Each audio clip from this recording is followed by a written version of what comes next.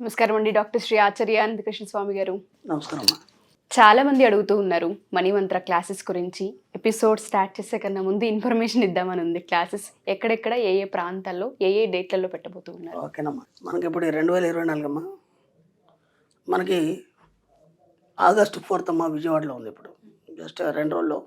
అలాగే 18 ఆగస్టు వచ్చి హైదరాబాద్లో ఉంటుంది మళ్ళీ రెగ్యులర్ క్లాస్. 18 ఆగస్ట్ హైదరాబాద్. అలాగే 25 ఆగస్టు మళ్ళీ స్పెషల్ క్లాస్ ఉంటుంది. ఓ స్పెషల్ క్లాస్ చాలా రష్గా ఉంది, తొందరగా ఎన్రోల్ చేసుకునే ప్రయత్నం చేయండి. 1 సెప్టెంబర్ వచ్చి విశాఖపట్నంలో ఉంటుంది. 8 సెప్టెంబర్ వచ్చి తిరుపతిలో ఉంటుంది. అలాగే 15 సెప్టెంబర్ వచ్చి మళ్ళీ రాజమండ్రిలో ఉంటుంది. అలాగే 29 సెప్టెంబర్ వచ్చి అనంతపూర్లో ఉంటుంది. తప్పకుండా సార్. ఎన్రోల్ చేసుకుంటే తొందర సీట్ దొరుకుతుంది, ముందు సీట్లో ఉంటారు. తప్పకుండా సార్. సో 647వ ఎపిసోడ్ మనీ మంత్ర. ఏం చెప్పబోతున్నారు ఈ ఎపిసోడ్లో? చాలా మంది అడుగుతూ ఉంటుంటారు. ఇప్పటికే ఆడవాళ్ళకి సంబంధించి ఎక్కువ టాపిక్స్ నేను అడుగున్నాను. పాజిటివ్ అండ్ నెగిటివ్ ఎనర్జీస్ గురించి మనం మాట్లాడుతూనే ఉన్నాము. ఏ ఏ విషయాల్లో ఇంకా ముందుకెళ్లాల్సిన అవసరం ఉంటుంది అంటారు? వేటిని వదిలిపెట్టాల్సిన అవసరం ఉంటుంది అంటారు? ఇక్కడ విచిత్రం ఏం జరుగుతామంటే డబ్బు పట్ల భయం మనని ముందుకు పోనివ్వదు. ఫస్ట్ డబ్బు పట్ల భయం ఎందుకు ఉంటుంది మనకి అని అంటే, చాలా భయం ఉంటుంది డబ్బు పట్ల. ఎందుకంటే డబ్బు సంపాదించడమే కాదు, ఆ డబ్బుని సంపాదించడంతో పాటు మనం దాన్ని ఏ విధంగా ఇంప్లిమెంట్ చేయాలి, ఇంకా దాన్ని వృద్ధి ఎలా చెందాలి అన్నప్పుడు దాంట్లో చాలా మెలకువలు ఉంటాయి. ఏదో అందరూ అనుకుంటారు కదా వీడు కోటీశ్వరుడు బాగానే సంపాదించాడు కదా అని. దాని వెనకంత రిస్క్ ఉంటుంది. అవన్నీ దాటుకుంటూ అక్కడ దాకా రావాలి. ముఖ్యంగా మనం గవర్నమెంట్కి చూపించాలి, కొన్ని లెక్కలు ఉంటాయి, ప్రతి ట్యాక్స్లు ఉంటాయి, అవన్నీ ఉంటాయి. ఇప్పుడు మనకేమనిపిస్తుంది అంటే ఫస్ట్ చాలా సులభంగా డబ్బు సంపాదించాలి అనే మన కాన్సెప్ట్లో చాలా సులభంగా డబ్బు సంపాదించడం ఏంటంటే ఫస్ట్ భయం అక్కడి నుంచే స్టార్ట్ అవుతుంది. ఇప్పటిదాకా మనం కష్టపడితే డబ్బు వస్తుందని ఒక ఆలోచన ఉంది మనకి. ఇప్పటికి కూడా మనం ఇంత చెప్తున్నా సరే కొందరు మనసులో ఏం కోరికలు ఉంటాయంటే, కష్టపడితే కదా డబ్బు వస్తుంది, హాయిగా కూర్చుని దగ్గర ఎలా వస్తుంది డబ్బు అనే ఆలోచనలు వస్తాయి. నేను 100 సార్లు ఏం చెప్తున్నానంటే, మీకు డబ్బు రాదు, డబ్బు పరమైన అవకాశాలు వస్తాయి, ఆపర్చునిటీస్ వస్తాయి. వాటిని మీరు డబ్బుగా మార్చుకోవాలి. అంటే ఇప్పటిదాకా ఇంట్లో కూర్చొని నేను ఏం చేయలేను, నా ఇంట్లో కూర్చుండే ఒక గృహిణి కదా నాకు ఎలా వస్తాయని ఒక ఆలోచన మీకు ఉండొచ్చు. ఒక చిన్న ఎగ్జాంపుల్ చెప్తాను, గతంలో కూడా ఎన్నో చెప్పాను. ఒక గృహిణి ఉంది, ఆమెకి ఇన్కమ్ సోర్స్ ఏం లేదు, ఇంట్లోనే కూర్చుంటుంది, పిల్లల్ని చూసుకోవాలి, చేయాలి అనుకోకుండా మన క్లాస్కి రావడం జరిగింది. క్లాస్కి వచ్చిన తర్వాత నాకు పర్సనల్ అపాయింట్మెంట్ తీసుకొని మళ్ళీ వచ్చి అడిగారు, సార్ నాకు ఎలాంటి ఇన్కమ్ లేదు, నేను ఇంట్లోనే ఉంటాను కదా, మరి మా ఆయన చేస్తే తప్ప నాకు నడవదు. ఆ మాట కూడా నేను ఇంతకుముందు చెప్పాను. వాళ్ళే చేయాలి, మనం తినాలి, కూర్చోవాలి, అది మగవాడి ధర్మం, ఇట్లాంటి మాటలు మాట్లాడదు. ఇది కలియుగం, అందరూ చేయాలి, అందరూ సంపాదించాలి. ఓకేనా? కలియుగ ధర్మంలో మనకు మొట్టమొదటిది ఏంటంటే డబ్బే ప్రధానం. కాబట్టి అందరూ సంపాదించాలి, దానికి ఆడమగా తేడా లేదు కదా. కాబట్టి మీకు సంపాదన మీరు పెంచుకునే ప్రయత్నం చేయండి, ఎప్పుడు కూడా భర్త మీద ఆధారపడకుండా. ఆ అమ్మాయి అదే అడిగింది, ఇప్పుడు ఆయన్నే తెస్తే తప్ప నాకు ఇల్లు నడవదు, ఇప్పుడు నా పరిస్థితి ఏంటి అంటే, నేను అన్నాను నువ్వు అఫర్మేషన్ చేయమ్మా, ఎందుకంటే క్లాస్ విన్నావు కదా, సబ్జెక్ట్ ఐడియా ఉంది కాబట్టి అఫర్మేషన్ చేయండి. అఫర్మేషన్ చేస్తే ఏదో అవకాశం విశ్వం ఇస్తుంది. ఆ అమ్మాయి జస్ట్ 10th ఇంటర్ చదువుకుంది. ఓకే, 2 పిల్లలు తన పని తను చేసుకుంటూ చెప్పినట్టుగా క్లాస్లో డైలీ అఫర్మేషన్ చేయడం మొదలుపెట్టాను. ఒక నెల రోజులు మనం ఒక 40 days మెడిటేషన్ చేయమని చెప్తాం. 1 నెల రోజులు కాగానే అనుకోకుండా ఎవరో బంధువు వచ్చేసి ఏం లేదు, అదే ఏరియాలో ఉంటుంది ఆమె కూడా. ఆమెది ఒక గ్రూప్ ఉంది, లేడీస్ గ్రూప్స్ అవి ఉంటాయి కదా, కాబట్టి నువ్వు ఇంట్లోనే ఉన్నావు కదా, మాకు ఎక్కువ చదువు రాదు, కాబట్టి మీరు ఏం చేస్తారంటే దానికి సంబంధించిన లెక్కలన్నీ రాయండి.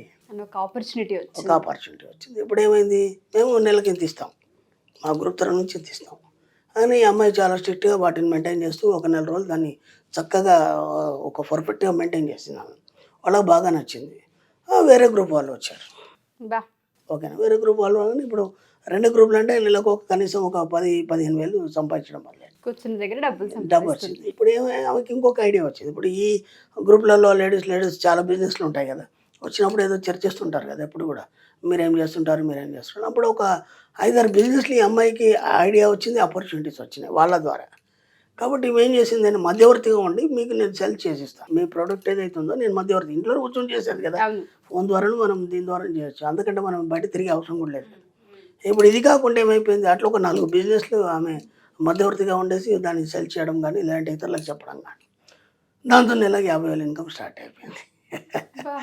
ఆ తర్వాత అమ్మాయి ఏం చేసింది, ఈమెనే ఒక ప్రొడక్టివిటీ మొదలుపెట్టేసి గ్రూప్లో చాలామంది ఉన్నారు, దాంట్లో 10 మందిని తీసుకొని ఎంప్లాయ్మెంట్ ఇచ్చింది వాళ్ళందరికీ. ఇచ్చేసి తను ఒక స్థాయికి ఎదిగి నెలకి ఇప్పుడు 1,00,000-2,00,000 ఈజీగా సంపాదిస్తాను. ఎలా వస్తే నేను కూర్చుని దగ్గర అంటే ఫస్ట్ డబ్బు పట్ల భయాన్ని వదలాలి. భయాన్ని వదిలితే కానీ నీ దగ్గరికి ఏది రాదు. రెండు అనుమానం అని వదలాలి. మన సబ్జెక్ట్లో నమ్మాలి, పొందాలి. ఇవి రెండే ఉంటాయి మన సిద్ధాంతం. ప్రతిదానికి నువ్వు అనుమానం పెట్టుకొని ఇది ఇట్లయితే అట్లయితుందా, అట్లయితే ఇట్లయితుందా అని మనం లెక్కలేస్తూ పోతుంటే టైం వేస్ట్ అవుతుంది తప్ప ఒకసారి ప్రయత్నం చేయడం వల్ల తప్పేం లేదు. అవును. ప్రయత్నం చేయడం తప్పేం లేదు కదా. కాబట్టి వీళ్ళైతే ఒకసారి క్లాస్కి రండి. ఏముంది, ఎన్నో లక్షలు ఖర్చు పెట్టి ఉంటాం మన జీవితంలో ఇప్పటిదాకా. కనీసం ఇప్పుడైనా డబ్బు సంపాదించాలనే ఆలోచన వచ్చింది కదా. వచ్చినప్పుడు అని ఒక్కసారి క్లాస్ అటెండ్ చేస్తే అక్కడ ఏమేమి చెప్తారనేది మీకు ప్రతి అర్థమవుతుంది. దాంతోపాటు అంటే డబ్బుని ఎలా సృష్టించుకోవాలనేది మనం నేర్పిస్తాం. ఇదంతా ఒక సిద్ధాంతం ప్రకారం ఉంటుంది, ఒక సిస్టమేటిక్ ప్రకారం ఉంటుంది. అదంతా స్టెప్ బై స్టెప్ మనం చెప్తుంటాం అనమాట క్లాస్లోకి వచ్చినాక. కాబట్టి ఫస్ట్ డబ్బు అంటే భయం మనకి, అందుకని డబ్బు రాదు. రెండు, డబ్బు సంపాదిస్తే చిన్న ఎగ్జాంపుల్ చెప్తాను. అప్పుడు మనం ఒక పల్లెటూళ్ళలో కానీ వాటిలో చూస్తుంటాం. ఏదైనా బంగారం కొనుక్కున్నారు అనుకోండి ఆడవాళ్ళు, ఏదో ఫంక్షన్లు అయితే ఎగ్జిబిట్ చేస్తారు కానీ మామూలుగా ఉంటారు. కానీ ఎక్కడైనా రోడ్డు మీద పోయేటప్పుడు ఎవడో లాక్కెళ్తాడని చెప్పేసి నిండా కప్పుకొని వెళ్తారు వాళ్ళు. అంటే అది నువ్వే భయాన్ని నువ్వు క్రియేట్ చేస్తావు. ఎవరైనా లాక్కెళ్తారు అన్నప్పుడు ఏమవుతుంది, ఈ విశ్వంలో నువ్వేది చెప్తే అది అవుతుంది. కాబట్టి లాక్కెళ్ళడానికి ఏమైనా పంపిస్తుంది అది. అర్థమవుతుందా? చాలా సూక్ష్మం.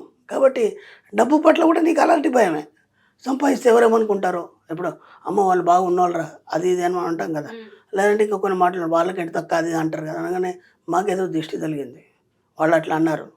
వాళ్ళు ఏమన్నారు, నువ్వు బాగా సంపాదిస్తున్నారు తప్పేమనలేదు కదా. వాళ్ళు అలాగే ఉంటారా, మీరు బాగా ఉన్నతంగా ఉన్నారని చెప్పారు, తప్పేముంది. అలా అనగానే ఏదో అయిపోయింది మాకు అనే ఒక భయంతో ఇంకా మళ్ళీ పాత కథలకు వెళ్ళిపోవడం, నాకెవరేదో చేశారని చెప్పేసి అక్కడికి వెళ్ళడం ఇక్కడ వెళ్ళడం. ఇట్లా ప్రతి దగ్గర మీరు డబ్బు గురించి భయపడుతున్నారు, ప్రతి దగ్గర డబ్బు భయం. ముఖేష్ అంబానీకి ఎవరు చేయడు, మరి మొన్న అన్ని కోట్లు ఖర్చు పెట్టాడు కదా, ఎన్నో వేల కోట్లు ఖర్చు పెట్టాడు కదా, మరి వాడికి ఏం చేయరు ఎందుకు, నీకెందుకు చేస్తారు, నువ్వు అంత పెద్ద కోటీశ్వరరాలు. ప్రతిదానికి నీకు అనుమానం ఎందుకు, ప్రతిదానికి భయం ఎందుకు? నువ్వు భయపడుతున్నంతసేపు డబ్బు నీ దగ్గరికి రాదు, ఫస్ట్ పాయింట్. రెండు, మన సబ్జెక్ట్లో దేనికి కూడా వ్యతిరేకంగా పోవడానికి లేదు.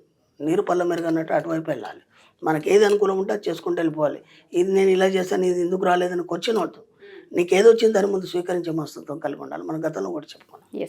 కాబట్టి ఎక్కడ కూడా డబ్బు గురించి మీరు భయపడకండి. డబ్బుని ఎలా చూస్తారంటే, డబ్బు దేవుణ్ణి మనం ఒకే రకంగా చూస్తాం, అంటే భయంతో చూస్తాం, పాపభీతితో చూస్తాం. అర్థమైందా? ఇలా చూసినంత మట్టి, దాన్ని చాలా గొప్పగా చూసినంత మట్టి మీ దగ్గరికి రాదు. డబ్బుని ఎంత చిన్నగా చూస్తారంటే, ఒక చిన్న ఫ్రెండ్ లాగా చూడండి, ఒక క్లోజ్ ఫ్రెండ్ లాగా చూడండి, ఓకేనా? దాన్ని ఎంత ఈజీగా దాంతో మాట్లాడతారంటే, సరదాగా మీ పిల్లలతో ఎలా మాట్లాడతారు, డబ్బుతో కూడా మీరు అలా మాట్లాడడం అలవాటు చేసుకోండి.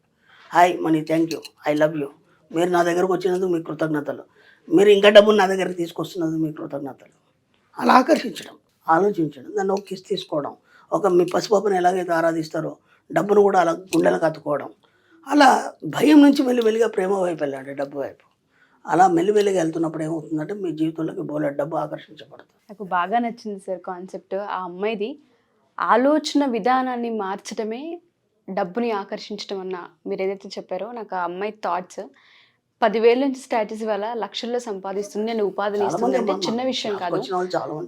ఒక క్లాస్ కనుక వాళ్ళు కనుక మేము ఏదో ఒకటి చేయాలన్న తపనతో కనుక రాగలిగితే ఖచ్చితంగా చాలా నేర్చుకుంటారని అర్థమవుతుంది. ఎస్పెషల్లీ ఆడవాళ్ళు. ఇప్పుడు అక్కడ డబ్బు, ఆమెకి అక్కడ ఏమైంది, డబ్బు రాలేదు, డబ్బుకు సంబంధించి ఆపర్చునిటీ వచ్చింది. నేను అదే చెప్తున్నాను, కూర్చుని దగ్గర హాయిగా డబ్బు ఎలా సంపాదించడం అంటే డబ్బు రావట్లేదు అంటారు, దాని గురించి ఎన్నో మాటలు మాట్లాడతారు. అని పక్కన పెట్టండి కొన్ని రోజులు.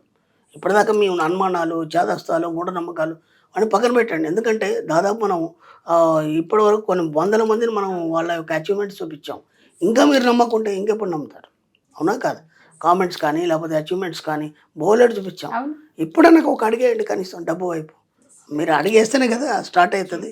మీరు అడిగేస్తే అది మీది వైపు అడిగేస్తుంది. మీరు దాన్ని చూసి భయపడుతున్నంతసేపు అది దూరంగానే ఉంటుంది. ఒక్క అడుగు జీవితాన్ని మారుస్తుంది. ఇక డెసిషన్ వాళ్ళ చేతుల్లోనే ఉంది. కాదు, ఒక్క అడుగు డబ్బు వైపు వేయండి, డబ్బు మీ జీవితాన్ని మారుస్తుంది. Wonderful sir. Thank you sir, thank you so much. Thank you. Suman టీవీలో మీ పర్సనల్ అండ్ బిజినెస్ ప్రమోషన్స్ కోసం కింది నెంబర్కి కాంటాక్ట్ చేయండి.